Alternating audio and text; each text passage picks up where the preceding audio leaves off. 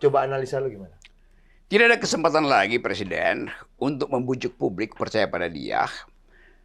Pertama, karena fakta-fakta yang tadinya tersembunyi mulai terbuka tadi. Bahwa Presiden tidak melindungi, maka dia akan lanjutkan lagi itu kan. Jadi kalau bahkan orang-orang terdekat Presiden dia ganti, apalagi orang-orang yang secara intuisi dia tahu sebagai public enemy itu. Maka dia pasti ganti. Cuman nggak mungkin diganti sekaligus. Kalau ganti sekaligus ya kabinet nggak bekerja. Dan buat nyari orang baru itu kan susah. Jadi pasti dicicil tuh. Jadi tetap dia sifatnya radical break, tetapi gradual. Itulah kira-kira. Gradual tuh enggak secara material gimana? Minggu depan 2 orang, minggu depan lagi 4 sampai akhirnya Oktober itu kira-kira. Sektor mana yang paling perlu di reform dan? Ya sektor ekonomi lah, apalagi coba. Ekonomi, 2 sektor, soal ekonomi dan soal komunikasi. Wilayah-wilayah itu tuh. Ekonomi problemnya apa, komunikasi problemnya apa? Coba lu breakdown agak lebih detail. Ekonomi artinya semua hal yang seharusnya dibahas secara komprehensif dan diucapkan dalam bentuk proteksi terhadap ide-ide Presiden tidak dilakukan oleh menteri-menterinya. Itu satu. Yang tadi intinya itu Prabowo berpikir tentang peran koperasi. Dan itu udah final tuh. Gue dukung itu tuh. Tapi nanti orang anggap bahwa ya koperasi itu kan mesti dibentuk dari bawah, ngapain dari atas, bottom up. Ya mereka nggak ngerti. Kenapa? Karena menterinya nggak bisa terangin juga. Kalau Ferry bisa terangin, tapi menteri-menteri lain nggak bisa terangin kan? Kan mestinya menteri-menteri lain bilang bahwa memang pada akhirnya belum bisa bottom up karena di bottom itu dikuasai oleh semak belukar kapitalis. Karena itu negara mesti turun tangan, pangkas dulu itu supaya mawarnya tumbuh di tengah belukar. Nah ide semacam ini, metafor semacam ini kan nggak bisa diterangkan oleh Menko Perekonomian, oleh Menko urusan hukum segala macam kan. Jadi kelihatannya Menko-Menko ini nggak mampu untuk mengenali isunya secara substantif sehingga nggak bisa melayani ke publik. Sampai sekarang masih dipersoalin bahwa ya kan mestinya dari bawah tuh. Kan menterinya bisa bilang oke, kalau dari bawah siapa yang mau mulai itu? Masyarakatnya feodal. Kapitalisme ada sampai di bawah. Kan itu soalnya. Bahkan pengamat, analis, dosen-dosen, ya kan koperasi kan namanya koperasi harus dari bawah. Itu kalau masyarakatnya udah demokratis. Kalau pengetahuannya udah sampai di bawah. Kalau sekarang nggak bisa, mesti negara turun tangan. Bahkan itu perintah konstitusi bahwa negara membangun koperasi. Tapi kepercayaan orang pada Kopdes Merah Putih ini drop berat dan agak susah logiknya ditemukan ini, Nyor. Logiknya mudah sekali diterangkan bahwa koperasi itu perintah konstitusi. Artinya negara harus membangun koperasi dengan cara apa? Dengan memberdayakan masyarakat. Selama ini masyarakat tidak berdaya karena ada 2 hal. Satu, feodalisme yang masih kuat. Yang kedua, hegemoni dari protokapitalisme di lokalisasi sampai desa kan. Protokapitalisme. Iya, jadi semi kapitalisme ya. Iya, jadi negara mesti pangkas itu dulu. Nah, mereka yang bodoh ini menganggap ya mesti inisiatif dari bawah dong. Nah, lu datang ke bawah itu kalau mampu untuk timbulkan inisiatif. Siapa yang mesti lakukan inisiatif itu? Ya negara mesti tiba di bawah untuk bangkitkan inisiatif itu. Tapi pertanyaan gue gini, Nyor. Menurut Nyoroki, ketegangan Jokowi dan Prabowo yang disebut di mana-mana nih. Kalaupun ada, ya. Dan ada kata lu ada lah ya. Iya. Itu sebenarnya baik nggak buat politik? Bagus dong. Kan tetap orang ingin lihat ketegangan itu artinya di belakang layar ada tagih-menagih utang. Utang apa ya? Utang budi, utang uang, utang material, utang psikologi segala macam. Kan sumber ketegangan cuma itu tuh. Ya udah bagus aja kan. Supaya suatu waktu orang nunggu dibuka dong. Emang utang piutangnya apa? Tapi ada yang mengatakan begini, ketika 2 kekuatan ini berpisah jalan atau saling tidak percaya gitu ya. Yang untung justru pihak yang lain gitu. Yang tidak ada dalam peta koalisi, dalam kekuatan Misalnya, koalisinya, misalnya. PDI gitu misalnya. Oh, PDIP tidak ada konflik. PDIP kan sudah punya captive market. Dia tinggal engineer aja itu. Bahkan PDIP bisa turunin massa, bisa boykot di DPR. PDIP bahkan bisa punya rencana yang matang untuk memaksulkan Gibran. Kan PDIP yang paling mampu untuk lakukan itu. Menurut lu Gibran mungkin nggak dimasukkan? Harus sebab publik akan terus merasa bahwa ada yang nggak etis dengan pengangkatan Gibran itu. Ya udah diselesaikan oleh konstitusi ya, tapi yang diselesaikan oleh konstitusi adalah legalitasnya, bukan legitimasinya tuh. Harus itu satu hal, mungkin itu hal yang Ya lain. supaya Mungkin ya. ya kalau dia harus dimungkinkan. Sesuatu yang secara logis harus, maka secara material harus dimungkinkan untuk dijalankan. Presiden punya kesadaran itu Bukan soal presiden. Presiden membaca kemungkinan itu rasional. Tapi presiden akan bilang, ya udah diputuskan Mahkamah Konstitusi, saya terima formalitas itu. Tetapi publik menganggap itu bukan secara formalitas. Tapi itu adalah kriminalisasi terhadap etika politik. Dan itu yang ada selalu di benak orang Indonesia itu. Misalnya peristiwa Londo Ireng. Itu diingat orang lagi bahwa, oh ya kami tahu bahwa ada pengkhianat di masa lalu itu. Dan hari-hari ini juga ada pengkhianat. Jadi kalau presiden bilang Londo Ireng, publik terbagi dua. Dia merasa dia tidak dituduh, tapi ada yang merasa dia dituduh tuh. Tapi bagi publik umum merasa ya memang ada pengkhianat kok. Siapa yang Londo Ireng? Misalnya kalau kita radikalkan ya Jokowi.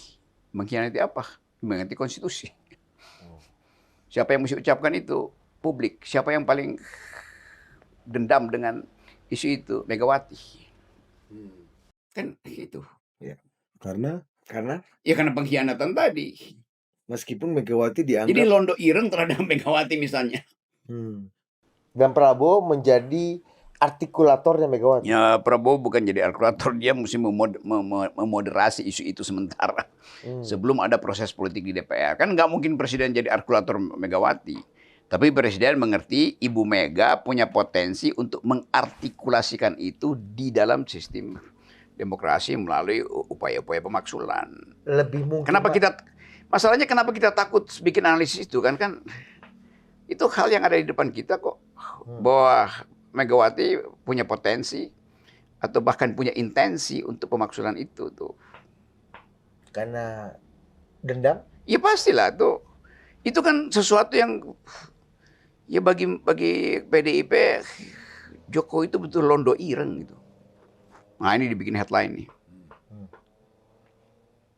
Kan orang menahan diri untuk menganalisa melebihi dari apa yang diucapkan oleh Prabowo. Nah sekarang kita perluas.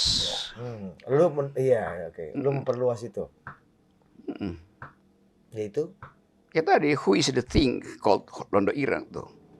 itu Jokowi. Siapakah barang itu yang disebut sebagai Londo Ireng sebetulnya? Pikiran Megawati dan pikiran Prabowo sama nggak? Beda, gue samain sekarang. Kan kita mesti bantu orang. Bangke. Iya. Iyalah. Ya kenapa Londo Ireng itu cuma ke Prabowo dan PDIP juga mengkritik itu kan. Tapi kalau kita jujur mencari yang biasa disebut sebagai kunci psikologinya, orang biasa sebut Freudian key. Kita mesti katakan bahwa diam-diam sebetulnya yang disebut Londo Ireng ada sindiran Presiden Prabowo terhadap Jokowi yang jadi pengkhianat PDIP. Kalau ada orang yang nulis kolom kecil atau riset tentang itu kan, gue sponsor itu. Ini interpretasi paling radikal yang Radikal. Baru kali ini nih. Selama ini kan kok LSE, wartawan, agen asing gitu-gitu ya dia ya. Iya. Lu menurut tuh Jokowi? Apa? Menurut tuh Jokowi Iya memang iya. Kenapa orang, kan ini masalahnya kedunguan itu membuat kita nggak mampu bikin analisis Iya, melebihi iya, yang apa yang ada di publik. Iya, iya. Londo itu langsung jago. Coba, lo Iya. bilang, Tapi harga headline itu. Iya, dan memang. gua kasih argumen kan. Iya, Iya. iya. Matt, coba. Nah ini Lo- namanya lo- metode hermeneutic of suspicion itu. Kita mencurigai dengan menafsirkan gitu. Ya, ada Nggak, tapi karena tadi ngomongin Megawati dan Jokowi, ini menarik nih. Ada pidatonya Mas Pram mengatakan kalau keluar dari partai ya, apa Keluar keluar dari PDI. PDI ya, itu Nggak jadi apa-apa. nggak jadi apa-apa. Nah terus ada muncul di medsos, gue lihat Gibran jadi wapres, ya kan? Marwarar. Jokowi jadi bapaknya wapres, ya kan? Iya. Artinya Jokowi keluar dari PDI bisa menjadikan anaknya wapres. Ya, dan ketum partai. Iya, ketua Iya. partai. Marwarar jadi menteri, Budiman jadi menteri. Iya. Terus ada siapa lagi? Ya itulah Ya pokoknya. itulah. Artinya paten-paten juga. Iya, pernyataan Pram apa? Nggak jadi apa-apa. Ya maksudku jadi kayak faktanya berkontradiksi dengan orang-orang yang Nggak kontradiksi. Memang apa itu? Atau apa mereka sekarang? Apa? Jabatan Ya itu menterinya Prabowo. Ya Menteri Prabowo, Menteri Prabowo.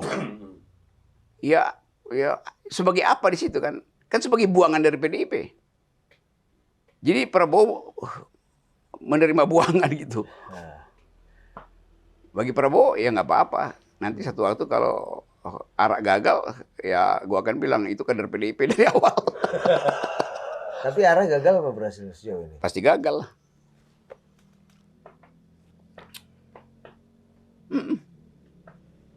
Ya kan orang tunggu impact-nya apa dari kebijakan Ara ini. Ini kemarin rumah subsidi dia. Rumah subsidi akad massal 62.000. Iya. Ini belum pernah dalam sejarah ada akad massal rumah subsidi Ya, 62.000 dengan gotong royong. Gini. Nah ini kan artinya kan ini sosialistik juga, Ada bro. capaian. Iya, ya, tetapi itu dipamerkan itu masalahnya. Lah ya kan Yang- kalau nggak pamer Ya, gimana? artinya gagal. Kalau berhasil ngapain dipamerkan? Itu gua kritik gua pada Ara itu. Ngapain pamerin? Biar aja orang rasain sendiri. Tapi lo sama Ara oke-oke aja. Gua oke aja, gua berteman sama Ara itu. Tapi jadi semua kementerian akhirnya mesti pamerkan sesuatu kan. Kalau lu pamerkan itu artinya barang yang lu punya itu kualitasnya rendah. Atau pamernya ke presiden sebenarnya. Justru itu. Oh. Kan dia mau pamer ke presiden. Di sidang kabinet aja ngomong, ngapain mesti dipamerkan ke media? Kan presiden cuman ingin faktanya ada di saya tuh. Tetapi supaya presiden tahu itu disuruh orang podcast segala macam untuk ucapin segala macam kan.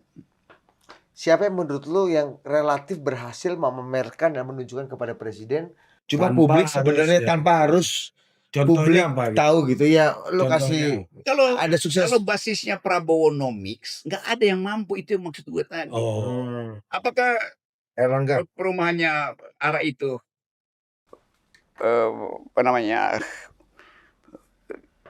selaras dengan pengertian Prabowo-nomics coba? Bukankah itu? Gimana? Target presiden ingin memberikan 3 juta rumah Untuk kepada rakyat miskin. untuk rakyat miskin, memberikan akses memiliki properti pada orang yang tidak Renovasi mampu. rumah banyak Oke, gitu. Bedah kan gua rumah. kasih datanya ya. Di Indonesia, seorang itu baru punya kemampuan membeli rumah setelah 18 tahun kerja. Ya ini Nah. ini bukannya sebuah revolusinya. Ketika Iya, orang yang nah Ara udah bikin rumah itu ada. Siapa yang mau ambil, mau beli? Kan barusan 2 hari lalu tuh ada riset bahwa kemampuan rasio pendapatan orang untuk punya rumah di Indonesia adalah 18 tahun kerja. Bukannya policy ini untuk menjawab itu gitu loh, Nyor. Iya, menjawab itu, yang beli itu siapa? Ya Itu rumahnya ada. Kemarin Satpam, buktinya ART. Gini, Nyor. Buktinya Itu kur cherry picking aja. kredit. Nggak, bukannya faktanya gini, Nyor. Kur perumahan itu paling banyak serapannya. Artinya kan orang banyak mempergunakan fasilitas untuk membeli rumah. Oke. Itu lebih banyak dibanding kur-kur lain seperti untuk iya, kur iya, berusaha, makanya. untuk apa. Artinya- Artinya demand-nya naik dong. Iya, artinya orang itu dia udah nabung 18 tahun yang lalu, coba. Oh, itu. Iya. Momentumnya dipakai sekarang. Iya. Kan logika begitu. Iya. Jadi yang Karena dibikin mengikuti data yang Pak Rocky yang 18 kutip tahun. tadi. Oh. Kalau misalnya di mana ya, di Amerika, kalau lu kerja 4 tahun udah bisa punya rumah. Di Indonesia baru setelah 18 tahun lu kerja lu punya rumah. Nah, Prabowo baru bikin itu 2 tahun lalu. Jadi nunggu aja nanti. Gue termasuk cepat lah ya, gue ya. 8 Kalau lu kan tahun. beda, 8 Bro. tahun. Lu aja 8 tahun. 8 tahun. Jadi logik itu aja. Gua udah kerja 2 dari tahun 2007 baru punya rumah 2014. Iya, nah itu. Iya kan sama kan? Iya, Nah, lu 7 alami tahun sendiri kan? 7-8 tahun. Jadi kan? rumah yang Iya. disediain arah itu, ya memang rumah. Lu berapa? 18 tahun tadi Apa? bilang? Berapa tahun? Kalau dia kan anak menteng. Data tadi Apa? itu berapa 18 tahun? tahun. 18 tahun. Iya, gue 8 tahun, Budi 7 tahun. Lu udah bikin rumah. Ya tapi kosong, siapa yang mau isi? Sebab nanti itu baru bisa diperoleh setelah 18 tahun dia kerja. Tapi kalau fakta kur perumahannya serapannya tinggi dibanding kur-kur lainnya, artinya orang punya harapan dan punya demand. Keinginan buat beli rumah ada, tapi beli rumahnya nggak bisa. Ini soal kemampuannya. Iya, Nah, makanya Ara baru Bang Ara itu mau apa Pak? udah jadi ini rumahnya. Yoko. Iya, memberikan aksesnya. Iya. Cuma Menurunkan energi untuk masuk ke akses inilah yang nggak mampu Iya, kan itu. dari Itu 18 diturunkan lah kalau Iya. bisa. Karena itu gue bilang tadi, ini bukan salahnya Ara. Iya. Ada soal lain di situ. Iya. Salah Ara mamerkan pada presiden rumahnya udah ada. Kalau gue presiden gue tanya yang masuk di situ siapa? Iya, cuma yang mau masuk energi nggak cukup kan Iya, Nyor itu. kan? Jadi Ara mesti terangin ke Iya. publik. Gue Jadi- cuma siapin loh. Iya. Yang memungkinkan rumah yang gue siapin itu ditinggali, itu adalah urusan Menteri Perdagangan, urusan Menteri Perindustrian, Iya. urusan Menteri yang Tenaga kerja, bikin ya. growth-nya 8%. Menteri Sosial. Sosial. Menteri Sosial. Jadi menurut lu menteri mana yang paling layak untuk diganti di Agustus ini? Yang paling layak untuk dipertahankan adalah Saudara Ferry, Ferry Saudara Juliantono. Jumhur, Saudara Sudar, Saudara Oke, gue sebut aja Nusron gitu lah supaya dia lihat ini dia wah bro gitu. Tapi kan emang Itu yang nggak akan diganti, yang lain boleh diganti gitu. Coba. Ron. Dia bukan karena kawan lo kan? Nggak ada serius nih. Isi dong tahu. Kapan sih gue ngomong bener? Iya. Kapan lu ngomong salah? Aduh. Tapi intinya soal itu aku terangin tadi. Orang mau pamer doang. Jadi ya Ara nggak ada salahnya dibilang udah. Iya, justru masalah yang di tangan Ara udah selesai. Iya, sama seperti Iya kan? misalnya Pak Amran itu, ya stoknya ada. Bahkan surplus beras kita. Ya, tapi kalau pakai standar yang rasional, yang disebut surplus itu adalah beras yang bersih, beras yang bergizi itu. Kalau dimasukin di situ beras yang lain, ya surplus, tetapi kualitasnya nggak ada. Bahkan kita kalau hitungan institusi lain, kita justru minus beras kita. Oke. Yang bermutu yang minus. Kalau semua beras ya pasti surplus kan. Jadi itu soal pertanggungjawaban terhadap apa yang dipamerkan itu. Oke. Arah pamerkan udah selesai. Oke. Tapi buat gue, nah itu bohong. Bukan arahnya yang berbohong, bahwa faktanya nggak begitu. Meskipun- yang disediakan itu tunggu aja. Nggak semudah itulah. Maksudnya Ara sudah berhasil membangunnya, tapi nggak semudah itu rakyat bisa masuk ke situ. gitu. Meskipun tadi kur perumahannya naik. Nah, itu yang beginian banyak menteri lakukan itu supaya presiden senang. Nggak ada orang yang terakhir pada presiden begini sebetulnya ya itu. Nyor, tapi ada satu nih. Sur ini kan data sur. Data Iya sur. kan data survei sama data sur. Iya, Kan? Sur bilang begitu, tapi orang langsung sur. Nyor, tapi yang tadi. Nyor, ini yang Ya, tadi. Yo. Lanjut, apa ya? Yang tadi Yopi khawatirkan juga. Tadi kita bicara di bawah banyak lah. Oke. Soal intervensi presiden kepada Bank Indonesia. Oke.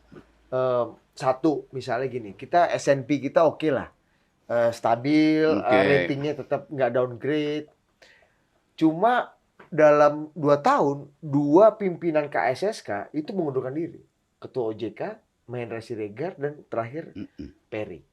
Dan ada Gubernur Bank Indonesia. Dan ada kecurigaan dan intensi menurut Yopi Hidayat, sahabat Prof. Rocky, bahwa presiden ingin agak laju nih dalam mengintervensi atau mengontrol Bank Indonesia untuk tidak independen seperti yang ditetapkan dalam semangat Mau reformasi. jadi seperti zaman Bung Karno dulu, Bank Indonesia adalah fighting bank for fighting nation.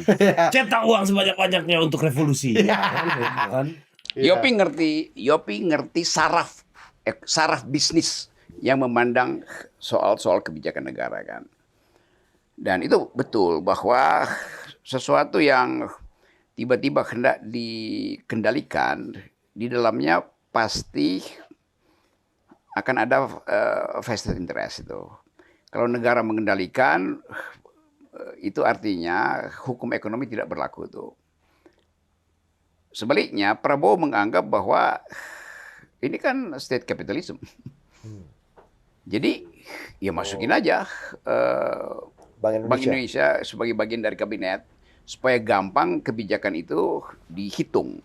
Kebijakan dihitung, tiba-tiba Gubernur BI merasa bahwa ya nggak bisa berdasarkan asumsi-asumsi market, kebijakan itu harus dibiayai melalui aksi moneter. Iya, aksi moneter, pengaturan nilai tukar, pengaturan tingkat suku bunga segala macam kan. Nah, presiden menganggap bahwa gua nih presiden dan konstitusi tidak mendesain Bank Indonesia itu untuk independen. Independensi itu kan hasil perjanjian 98 antara Soeharto dengan IMF. Jadi kalau presiden lakukan itu, dia juga punya argumen. Untuk merevisi komitmen Soeharto dengan Michel Kamdesu pada waktu itu. Ya. Jadi orang kalau itu dibuka, orang akan anggap ya benar juga ya, kalau enggak nanti kita ngikutin keinginan Washington konsensus terus. Jadi bagi publik dia mendua tuh. Termasuk Yopi yang khawatir sekali. Yopi kekhawatiran dia terhadap kemasukakalan dari kebijakan yang dikendalikan oleh negara itu biasa itu, bahwa nanti ada government failure segala macam itu kan. Tetapi Prabowo juga punya dalil sendiri bahwa yo kan di mana sih memang harus independen Bank Indonesia kan. Itu kan konstruksi lama. Sekarang dunia banyak yang mulai merasa bahwa ya itu perjanjian-perjanjian yang sifatnya arbitrer itu karena pemaksaan konsensus Washington. Pada masa waktu itu. Pada masa waktu itu tuh. Singapura mungkin juga merasa enggak, kita juga Singapura enggak independen amat beberapa negara. Jadi presiden pasti punya argumen tentang itu tuh. Dan lu mengerti lah. Ya gue ngerti. Intensi presiden. Intensi presiden. Bukan ingin menguasai. Bukan ingin menguasai. Dia mau taat aja pada jalan pikiran Tapi kalau pasar itu menganggapnya ini udah bahasa Jawanya kemajon atau offside. Iya presiden kan udah putusin, saya nggak peduli dengan pasar. Karena pasar itu mencekik rakyat. Jadi ini pertandingan dua argumen. Secara konstitusional, presiden benar. Karena konstitusi kita mengandalkan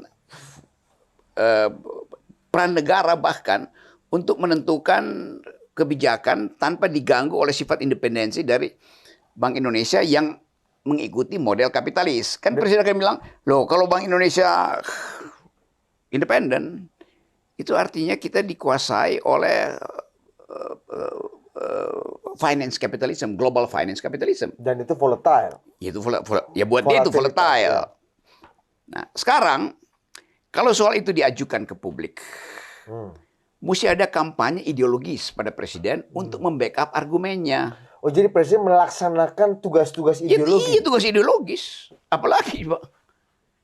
Kan cuma itu alasannya. Nah kalau presiden dan jajarannya nggak mampu ucapkan itu, dan memang seringkali jajarannya nggak mampu, kabinetnya nggak mampu terang itu, ya dia kalah nanti. Jadi dia kalah bukan karena argumen pasar misalnya lebih kuat, tapi kabinetnya nggak mampu terangin. Jadi ini kayak kuat-kuatan dong, Prof. Nyor. Kuat-kuatan antara pasar dengan ideologinya Pak Prabowo. Ya, itu yang terjadi. Seberapa kuat nih Prabowo melawan intrusi dan legitimasi market mekanisme. Nah, itu yang dari awal gue mau terangin gitu. Soal koperasi, MBG, semuanya ada di konstitusi. Tapi kan korupsi. Oke, karena dia korupsi, maka dia mesti dihilangkan dari konstitusi. Ngaco argumen itu kan. Hmm. Tapi hanya presiden yang ngerti itu dan dia nggak eksplisit juga terangkan itu. Karena mungkin udah capek tuh. Bank Indonesia tidak diatur dalam konstitusi untuk independen. Ada Undang-Undang Bank Indonesia yang pada waktu reformasi dibuat todongan sistem kapitalis dunia. Dan kita ikut. Kita ikut. Presiden Habibie tekan. Iya memang. Dan itu perlu di-revise menurut Anda? Ya harus di-revise. Ya dulu zaman Harto ada Dewan Moneter yang Bank Indonesia bagian dari pemerintah. Sama aja kan? Iya, iya. Gubernur Bank Indonesia dulu member of cabinet. Iya. Jadi kita mau lihat, juga di dunia mungkin paradigmanya sudah berubah tuh. Tetapi karena pemerintah legitimasinya lagi turun, maka semua hal yang dilakukan pemerintah, bahkan bila itu menjalankan konstitusi, dicurigai. Jadi ya bukan gua belain, yang gua mau salahin ketidakmampuan kabinet membaca pikiran ideologis presiden itu. Tapi orang bilang ya presiden yang salah. Ya memang dia salah. Kenapa? Ya memilih kabinet yang tidak bisa membaca jalan pikirannya. Karena itu ya radical break. Ini personalia berarti ini ya, problem ini ya. Iya, itu jadi personalianya presiden. Ya karena dari awal kabinet Presiden Prabowo 2 tahun ini hasil perjanjian politik. Nah etikanya, perjanjian politik itu dasarnya kapasitas dari menteri yang diperjanjikan untuk menjalankan misi presiden kan. Ya. Nah kalau 2 tahun dia nggak mampu juga menjalankan misi presiden, maka perjanjian politiknya berhenti, bikin perjanjian baru dengan mereka yang paham. Kan nggak mungkin 2 tahun lagi perjanjiannya masih sama tapi kapasitasnya nggak ada. Itu aja. I see. Tapi itu yang orang selalu anggap bahwa, atau orang selalu menganggap gue membela presiden. Bukan gue membela. Karena memang itu pikirannya kok. Ya. Yopi membela bagaimana pasar ini bekerja. Iya, Yopi benar membela itu. Karena Yopi merasa bahwa kalau kabinet ini dan presiden tidak mampu menjelaskan secara ideologis dan konsisten memelihara itu, pasar akan menganggap, ya kalau begitu kita mau diterkam dong oleh negara. Memang mau diterkam. Kan Prabowo mau nerkam oligarki. Sebetulnya habis-habisan. Basis terkamannya apa? Ya ideologinya, ideologi dari state capitalism yang kita pilih itu. Tetapi ada batasnya, nerkamnya seberapa. Nanti, jadi gampangnya begini nih. Kapitalisme itu beda dengan pasar. Di dalam sosialisme harus juga ada elemen pasar untuk lihat efisiensi itu. Tapi kapitalisme menganggap bahwa semua soal harus dimonetisasi, dipasarkan. Nah itu artinya ada ketidakseimbangan antara kemampuan seseorang untuk mengakumulasi dengan mereka yang sudah pada posisi akumulasi yang dari awal, kalau istilah-istilah teknisnya itu, akumulasi primitifnya dilindungi oleh negara. Kan yang oligarki kita sekarang kan bukan kapitalis murni kan. Muncul karena ersat kapitalisme, karena birokratik authoritarian, segala macam keterangan yang kita pelajari dulu sebelum reformasi kan. Jadi Prabowo mungkin menganggap, loh kalian kan tidak berkompetisi secara jujur dari awal. Kalian dimanjakan oleh negara. Nah sekarang gue mau ubah tuh. Negara harus masuk. Negara mesti masuk tuh. Dikurangilah kenikmatan-kenikmatan. Nah itu dia, kenikmatan berkurang. Lalu marah tuh. Ya kalau marah ya silahkan marah. Tapi kemarahan yang dia hasilkan ya paling capital outflow. Kalau capital outflow dia mesti cari alasan bahwa ada yang lebih mudah untuk menerima dia. Kalau dia keluar dari sini kan dia mesti parkir di mana kan duitnya kan. Lalu lama-lama dia lihat, ya udah nggak apa-apa lah. State capitalism. Dan bagi Yopi Hidayat, capital outflow adalah indikasi atau termometer pasar kehilangan kepercayaan pada. Iya, nggak ada soal itu. Memang itu akibatnya. Itu penanda pasar kehilangan kepercayaan. Nah satu waktu pasarnya mungkin parkir di Singapura. Nanti dia lihat-lihat, oh legitimasi sudah balik tuh. Maka dia masuk lagi kan. Kan bagi investor dia nggak peduli mau state capitalism, sosial segala macam. Yang penting ada slot bagi dia untuk dapat gain. Oke. Ya. Ini yang terakhirnya dari gue nih. Soal kabinet bayangan. Ya, ini kabinet bayangan ini ada hal baru ya yang muncul kepada publik ya. Ini menarik Nyor karena ada dan ini disambut antusiasme dan optimisme oleh publik ya. Sebagai alat kontrol karena oposisinya relatif lemah dan sekarang ini membuat demokrasi jadi relatif hidup lah. Menurut lu gimana Nyor? Gini per definisi, kalau gua bayang-bayangi kabinet, jangan jadi sekedar bayang-bayang itu. Karena ada kabinet bayangan, dia paralel dengan kabinet yang sekarang tuh.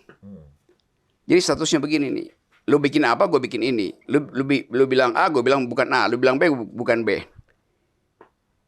Kan bukan itu yang dimaksud kabinet bayangan kan. Kabinet bayangan, dia mesti di atas kabinet ini. Bukan sekedar bereaksi terhadap kabinet itu. Jadi kalau kita tanya misalnya, oke, kabinet bayangan anti koperasi. Oke. Anti Prabowonomics. Anti sosialisme Prabowo. Maka kabinet bayangan mesti bilang, kami pro kapitalis. Kami pro oligarki. Harus gitu. Iya dong. Kan antitesa. Iya memang mesti antitesa. Coba tanya pada Menteri Perekonomian Kabinet Bayangan. Lu anti koperasi, lu anti MBG. Berarti lu pro kapitalis. Lu pro individualis itu. Coba. Gugup dia jawab nanti. Karena dia hanya membayang-bayangi. Dia nggak bisa aufgebom mengatasi kabinet itu. Itu datang hanya karena kemarahan. Membayang-bayangi dengan kemarahan adalah marah pada bayang-bayangnya sendiri. Ini gua Ini sinyal yang bagus nggak buat situasi sekarang atau menurut lu sebaliknya? baru di situ memang kemampuannya. Aku kritik itu. Tapi nggak apa-apa juga kan? Ya nggak ada apa-apa, tapi nggak akan ada apa-apa juga dengan sekedar membayang-bayangi. Gampangnya begini, kabinet bayangan dia mesti siap menggantikan kabinet itu kalau dia gagal. Dan kelihatannya mereka cuma ingin membayangi, bukan ingin menggantikan. Nggak tuntas itu. Koitusnya interruptus itu. Itu karena cogitonya juga terputus. Cogitonya juga interruptus kan. Jadi jangan tanggung itu. Paradigma kami. Tapi kapasitinya menurut lu orang-orang kawan-kawan teman-teman masyarakat Ada sipil kapasitasnya, tetapi paradigmanya nggak dia paham. Dia anti kabinet yang sosialistis, mestinya dia pro kapitalis. as simple as that. Iya. Kalau iya sih. Apa itu sosialisme Prabowo? Ya batalin aja dengan kapitalisme lo gitu. Tapi kan di dalam sosialisme sendiri juga ada dialektika internal kan. Ya. Apalagi itu. Iya kan. Misalnya soal pelaksanaan Iya, governance-nya, Ya kan? aja, kita anggap aja bahwa kabinet bank ini ada dialektika internal dari sistem sosialis kita. Tapi dia nggak mau eksplisitkan. Apalagi kalau itu, dia mesti katakan, gue lebih paham sosialisme. Oke, ini sosialisme, dia lebih paham sosialisme. Jadi dia sosialisme above sosialisme. Kalau dia sejajar, dia nggak mungkin menyebut dia paham sosialisme. Dia mesti bilang dia anti sosialisme. Itu posisi sejajar, Atau kawan lawan. above sosialisme Prabowo. Iya, above. Kami above sosialisme. Oke, which kind? Lebih kafah gitu ya. Iya, bilang aja itu. Kalau sosialisme. Ya, what kind atau of socialism? atau kami kapitalisme. Iya, itu aja. Gampang. Dan itu menurut lu tidak atau sudah terpancar belum dari teman-teman ini? Enggak terlihat. Jadi debat-debat koperasi misalnya. Ya tapi kan koperasi mesti dari bawah. Artinya lu pro koperasi juga dong kalau gitu kan. Ya kalau dia pro koperasi, ya perbaiki yang koperasi dari atas. Tunjukkan bagaimana koperasi dari bawah. Gampang. Batalin dulu kapitalisme yang ada di bawah. Sama juga yang dilakukan Prabowo kan. Cuman bedanya Prabowo bukan membegal ya. Memangkas kapitalisme di bawah supaya sosialisme koperasi bisa muncul. Sekarang mereka lakukan hal yang sama. Kan mesti sama kan? Kan problemnya kenapa koperasi tidak tumbuh? Karena ada feodalisme, karena ada kapitalisme. Supaya sosialisme tumbuh, batalkan dulu feodalisme dan kapitalisme. Yang batalin itu adalah Prabowo, Negara. negara. Kalau mereka bilang jangan negara campur, mungkin sih mereka yang batalin. Kan tugasnya sama. Kalau dia sama-sama sosialis. Tapi kalau dia anti sosialis, maka kabinet bayangan ini mesti proklamasikan kami pro kapitalis. Coba. Jadi kita harus selalu maksimalkan kritik, harus maksimalkan argumen. Gitu. Ini terakhir nih, Nyor. Gimana menurut Nyor soal Deddy Mulyadi ini gubernur Nyoroki ini di Sentul ini kan? Gubernur Jawa Barat karena dia tinggal di Bogor ya kan? Iya kan? Gubernur Prabowo juga, Bos. Iya, sayembara untuk tangkap begal ini. Dan survei paling tepatnya. Iya, dan itu ya survei urusan lain lah, tapi Menteri HAM membantah itu melanggar HAM lah gitu sempat. Tapi populer. Idenya populer, tangkap begal idenya kan? Iya, sayembara. Ya itu menunggangi kemarahan publik. Nggak boleh seorang tokoh itu menunggangi kemarahan publik, marah pada begal. Tapi tangkap begal itu sama seperti street justice, keadilan jalanan. Tangkap artinya hajar di tempat akhirnya kan. Itu buruknya seorang pemimpin yang itu pernyataan yang demagogis, itu tidak pedagogis kan. Kata tangkap itu ya tafsiran ke bawah, kerjain. Nah karena itu betul Pigai ngomong gitu ya. Ya itu melanggar HAM. Dari pikirannya aja udah kacau tuh. Yang mana yang melanggar HAM? Deddy atau Pigai? Ya Pigai kan Menteri HAM-nya. Atau Deddy Menteri HAM, bukan? Bukan Pigai. Ya berarti bagi Pigai Deddy melanggar HAM gitu. Atau potensi melanggar HAM karena baru ucapan. Tapi dalam ucapan pun itu berbahaya tuh. Kenapa? Karena saudara Deddy sudah jadi tokoh gitu. Tapi lu lihat politik nih, survei yang nggak diakui dirilis, cuma ada di publik lah. Kenapa itu? Ya situasi dan angkanya Deddy Mulyadi udah melampaui Prabowo presiden. Lu membacanya gimana, Nyor? Sebagai orang yang juga satu partai dengan presiden. Lu perspektif lu gimana soal ini? Ya, secara cepat-cepat orang ingin pindah bandul cepat-cepat aja kan. Kan itu terpengaruh oleh isu bahwa pemerintahan Prabowo gagal, ya orang cari sesuatu yang masih mungkin untuk tidak gagal.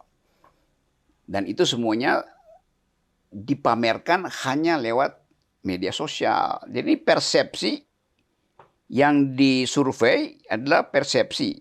Bahkan persepsi di media sosial. Dan media sosial dikendalikan oleh algoritma.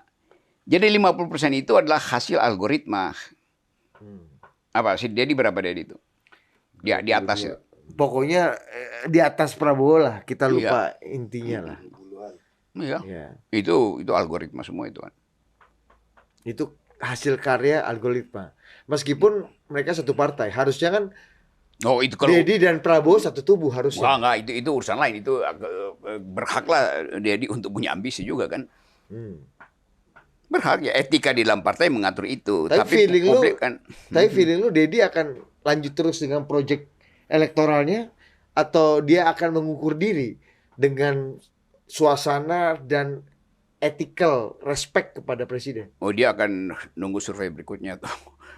Kalau misalnya Presiden Prabowo lakukan radical break September, Oktober itu, ya presiden pasti naik elektabilitasnya kan. Kan pasti naik dong. Orang bikin sesuatu yang itu publik, ini ganti menteri segala macam tuh. Seperti tuntutan Total Politik yang wawancara gue itu kan. Ganti itu. Dan itu terjadi. Tuntutan dia yang kita wawancara. Kalau itu terjadi, pasti elektabilitas presiden naik. Artinya, ya Deddy pasti turun. Kan nggak mungkin dia naik, Deddy juga naik kan. Itu artinya 107% dong populasinya. Semesta baru kan? Ada semesta baru. Dari Malaysia pun milih tuh. Kalau 107 tuh Singapura masuk kan. Karena algoritma, Bos. Tapi tetap buat gue kita mesti apapun sebagai orang yang hidup atau berupaya menghidupkan akal sehat, pemimpin itu tidak boleh ditentukan sekedar oleh elektabilitas. Ini konsisten dari lu dulu. Gue konsisten. Ini lo dia agak ini dia. Konsisten di soal ini. Anda tidak bisa melihat di belakang elektabilitas. Kalau ternyata Laut Cina Selatan pecah, ya kan? Nah, itu tuh argumen-argumen itu gue ingat tuh. Jadi tetap Prinsip pertama, etikabilitasnya diukur, intelektualitasnya terukur, baru dua variabel itu minta disurvei. Baru kita tahu, oh elektabilitas lu segini. Jadi kalau ditanya, kenapa elektabilitas lu tinggi? Karena intelektualitas gua tinggi, etikabilitas gua tinggi. Kalau hal mulia yang dilakukan Prabowo ternyata nggak market fit atau tidak disetujui atau disukai oleh pasar elektoral gimana ya? Ya itu populisme namanya, dan gua bukan orang yang pro populisme itu. Oh populer, oh iya, tetapi dengan otak kurang, dia elektabilitas tinggi, otaknya kurang, intelektualitasnya kurang, etikabilitasnya kurang, itu dia bukan seorang leader, dia dealer aja kan. Iya, inilah PSI ini. Ya harus begitu. Iya kan? Itu ideologinya dulu. Ya kan sama dengan Jokowi. Ya PSI, PIB dan ya kan ya. Jokowi dipilih 80%, tapi intelektualitasnya kurang, etikabilitasnya kurang, maka hancur demokrasi kan. Nah orang Indonesia masih begitu tuh. Ya, gue kalau banyak duit, gue suruh aja lu berdua itu ke lembaga survei, gue sogok, tiba-tiba naik. Kenapa? Ya karena hanya total politik, yang berpolitik secara total. Coba. Tanpa modal. Nah itu ke gue melulu. Yang gratisan. Jadi Mulyadi, menurut lo itu bagian dari populisme itu sekarang. Iya. Kalau kita bicara Iya itu. algoritma. Iya. Jokowi 4.0 dong berarti. Ya akhirnya begitu. Orang di Aceh pro KDM, orang di sana, ya karena dipersepsikan dengan dibombardemen oleh sosial media. Nah ini soal metodologi ya. Yang kedua tadi soal prinsip demokrasi itu. Demokrasi tidak boleh hanya didasarkan pada, atau terutama didasarkan pada elektabilitas. Itu bukan demokrasi, itu mobokrasi itu. Mobkrasi. Demokrasi kerumunan itu.